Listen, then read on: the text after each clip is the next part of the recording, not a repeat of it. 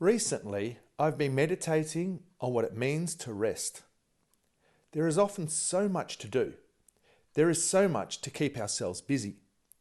If you're a regular viewer of our channel, you will know that much has happened in our lives recently. Now, change can be a good thing, but change can also distract us.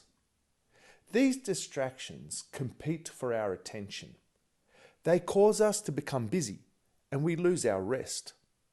So it's been good for me to refocus on the topic of rest, and I would just like to share some of my thoughts with you and to remind you that true rest is a gift and not something that we earn.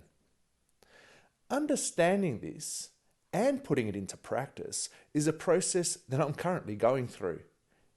Now, in our fast-paced society, it can be challenging to allow ourselves the time to rest.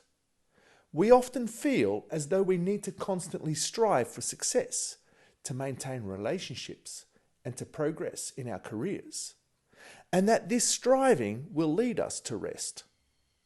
Rest is something that we all desire, and it's easy to fall into the trap of believing that we will only enter into rest when we have earned it.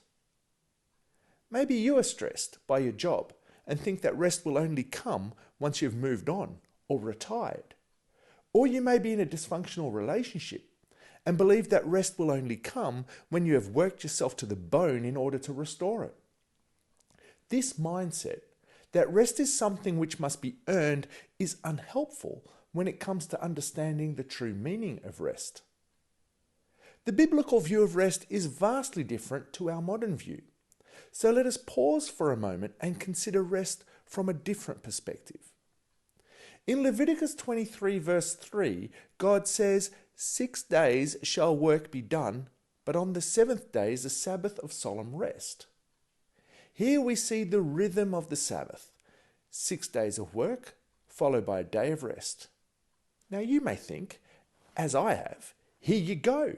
I must work hard for 6 days in order to earn my rest on the seventh. But if we go back to the beginning of time, we see that God created the world in 6 days and rested on the seventh. On the first day, God created light, followed by plants on the third, birds and whales on the fifth day, and humans on the sixth day. Now think about this. If God created humans on the sixth day, then Adam and Eve's first full day on earth, the seventh day, was a day of rest. Even before they tilled the ground, before they were fruitful and exercised dominion over the earth, before they did any work, God gave them a day of rest. This gives us a glimpse into the gospel message. Sabbath rest is not what we earn after we've done lots of work or after we've exhausted ourselves mentally and physically.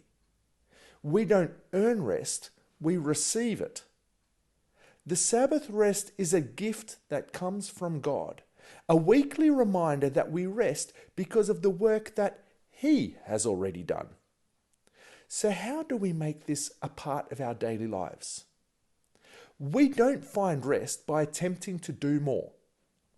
In Matthew 11:28 and 29, Jesus tells us, "Come to me, all you who are weary and burdened, and I will give you rest. Take my yoke upon you and learn from me, for I am gentle and humble in heart, and you will find rest for your souls." We make Sabbath rest a reality in our daily lives when we respond to Jesus' call to come to Him. Our ultimate Sabbath, the manifestation of the kingdom in all its fullness, will not come by us doing more in an attempt to patch up and fix our broken world. This will only lead to burnout, physical, mental, and spiritual exhaustion.